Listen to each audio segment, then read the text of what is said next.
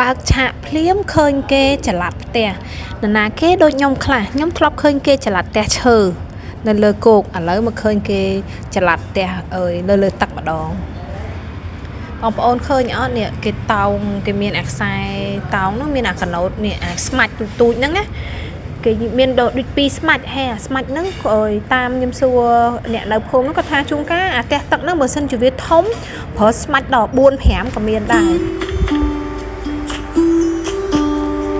រួចពីឃើញគេចល័តទុកនេះមកឃើញអ៊ំចាស់ហើយនឹងម៉ាក់យាយក៏ទៅមកពីវត្តថ្ងៃហ្នឹងគេហៅកថានេះពីរអ្នកម៉ាក់យាយនេះអូនេះកំមុំចាស់នេះទូចច្រឡឹងស្អែរ៉ាក្នុងគ្នាចៅទូកទៅនេះហើយនឹងតាក៏ចេញពីវត្តមកបងប្អូន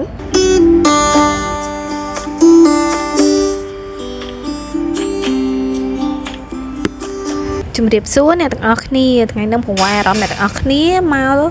ខាងសហគមន៍ទេសចរកំពង់ឃ្លាំងម្ដងនៅជីក្រែងយើងស្រុកសៀមរាបបងប្អូនប៉ុន្តែសហគមន៍នេះវាផ្ទុយពីសហគមន៍ទេសចរនៅកំពង់ភ្លុកហើយនឹងមេជ្រៃដែលខ្ញុំទៅលើកមុនពីព្រោះអីសហគមន៍នេះ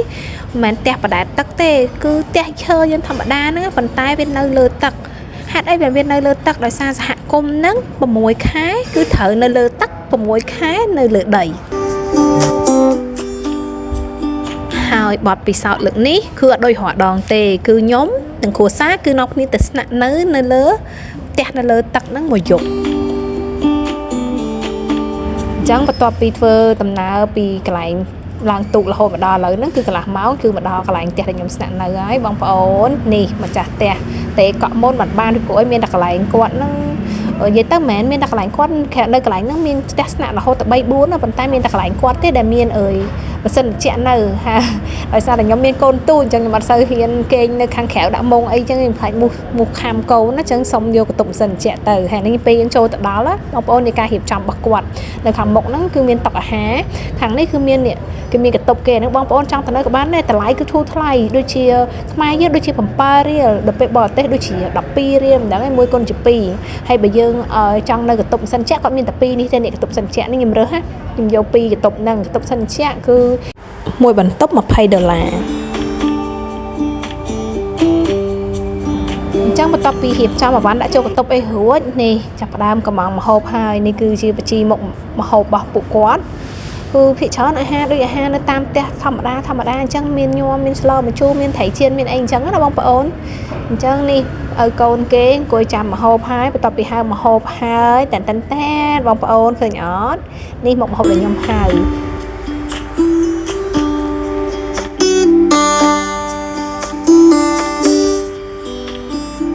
អញ្ចឹងបន្ទាប់ពីបាយថ្ងៃត្រង់ហើយនឹងសម្រាប់បានមកស្ទុះមិនបង្អង់យូរទេខ្ញុំចេញដំណើរទៀតហើយផ្ទះដែលខ្ញុំស្នាក់នៅនោះគឺនៅជិតវត្តណា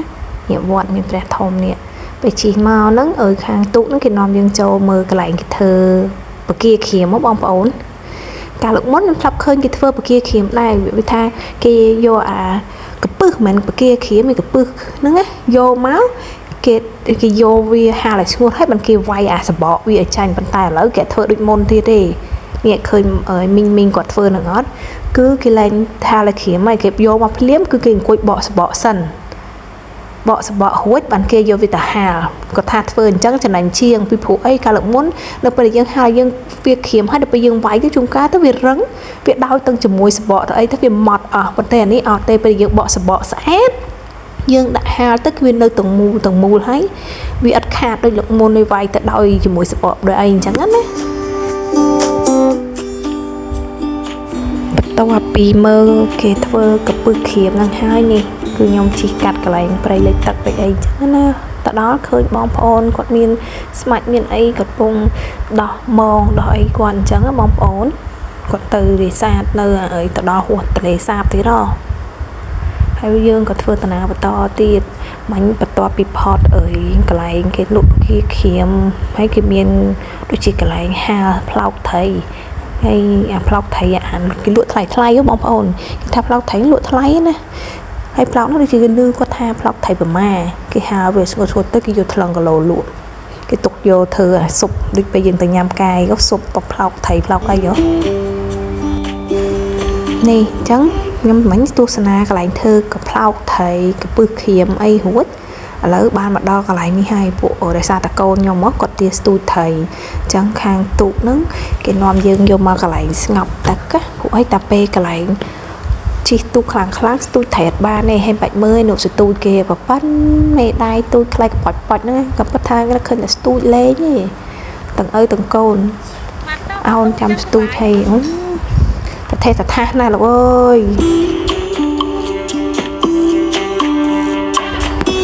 ទៅសប្បាយម្យ៉ាងដែរតាបងប្អូនដល់ពេលយើងចំណាយពេលទៅគេងហ្នឹងទៅយើងមានពេលច្រើនចឹងតនេនាំគ្នាជិះទូកជិះអីទៅមើលបឹងទន្លេសាបអីអញ្ចឹងណាហើយនាំកូននាំអីទៅស្ទូចថៃអាកូនមធ្យមឯងប៉ុន្តែងុំឪនេះដូរពីមកកន្លែងទៅមកកន្លែងពួកអីទៅថាសឃើញកូនស្ទូចបានខ្លួនឯងដូរទៅដូរមកដូរទៅដូរមកដូចកូនក្មេងអញ្ចឹង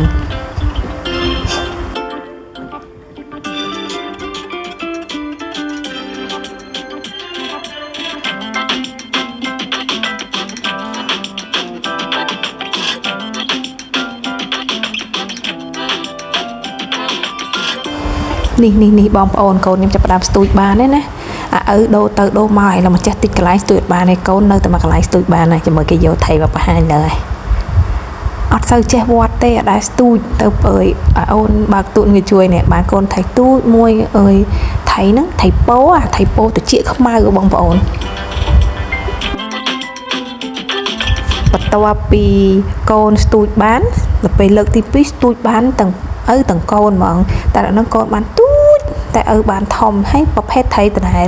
ថៃពោតណាថៃពោតិចខ្មៅដូចគ្នាឥឡូវគេយកមកបង្ហាញទៀតណាហូនិយាយថានិយាយទៅរឿងស្ទូចថៃបានហ្នឹងណាក៏ដូចណាអូអនណាសប្បាយកខេកខប់មើលមកឲ្យអ្នកឃើញអត់ប៉ុណ្្នឹងឯងបងប្អូននឹងខ្ញុំទៅស្ទូចទៅដល់ចិត្តដល់និយាយទៅដល់ទន្លេតែផុតបន្តិចដល់ទន្លេហើយបើយប៉នេះវាបានស្ទូចថៃគេទេឥឡូវដេកទៅពេលក្រោកឡើងគេស្ទូចឲ្យបានមើលវាធ្វើមុខអញ្ចឹងបន្ទាប់ពីទៅលេងស្ទូចថៃស្ទូចអីទៅដល់ពេលដល់ល្ងាចវារៀងឆែមកវិញហ្នឹងពួកខ្ញុំក៏នៅគ្នាត្រឡប់មកវិញ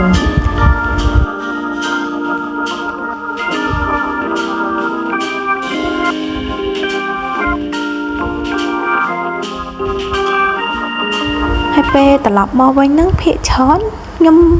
សម្គាល់ឃើញថាផ្ទះមួយគឺសិតតែមានស្មាច់ទាំងអស់តែអ្នកខ្លះគេមានទូកដូចអ៊ំចាស់គាត់ចេះបើកស្មាច់ជាដូចម៉ាក់យាយពេលខ្ញុំជិះមកដំបូងមិញហ្នឹងគេចោលទូកចឹងទៅហើយកន្លែងគេហ្នឹងស្អាតណាស់ហើយវត្តនេះគឺកន្លែងដែលខ្ញុំទៅគេងហ្នឹងគឺនៅជិតវត្តហើយវត្តហ្នឹងគឺដូចកូនកោះមួយចឹងដីដោះទោះបីជា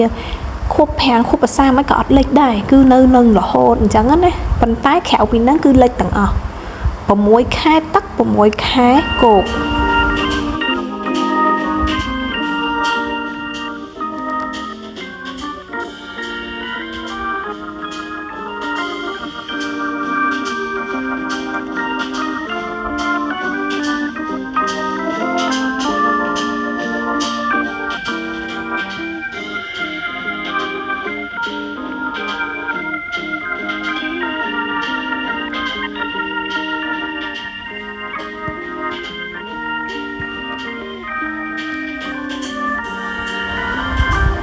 ហើយដោយសារតែកូនស្រីខ្ញុំមិញពេលទៅស៊ូចថៃនឹងវាគេញវាបានស្ទូចចឹងមកដល់វិញនេះទាឪគេស្ទូចអង្គុយពីអ្នកឪគេនឹងគ្មានស្ទូចស្អីបានទេព្រោះអីវាអង្គុយនៅអាកន្លែងចិត្តផ្ទះហ្នឹងអាស្មាច់នឹងវាជីកទៅជីកមកជីកទៅជីកមកគ្រាន់តែឲ្យវាកាន់លេងទៅប៉ុន្តែលោកអត់ព្រមងើបទេចង់ស្ទូចត្រីតែពេលដល់រសៀលបន្តិចទៅចាប់ផ្ដើមឃើញក្មេងៗនេះឃើញអត់គាត់កាន់ធុងសាំងម្នាក់មួយអញ្ចឹងទៅអ្នកខ្លះក៏ក្អោបកង់ឡានទៅគាត់នាំគ្នាលោតទឹកនំប្រងមួយទឹកម្យ៉ាងរបស់គាត់ដែរគេមួយទឹកមួយអីហើយទៅថ្ងៃវារៀងឆែអញ្ចឹងទៅគេនាំគ្នាឡើងញ៉ាំបាយញ៉ាំអីទៅហើយក៏កេងទៅហើយឃើញជីវភាពរបស់គាត់ហើយនឹងការរស់នៅរបស់គាត់អញ្ចឹងមើលទៅសុបាយអរគុណច្រើនអ្នកទាំងអស់គ្នាបាយ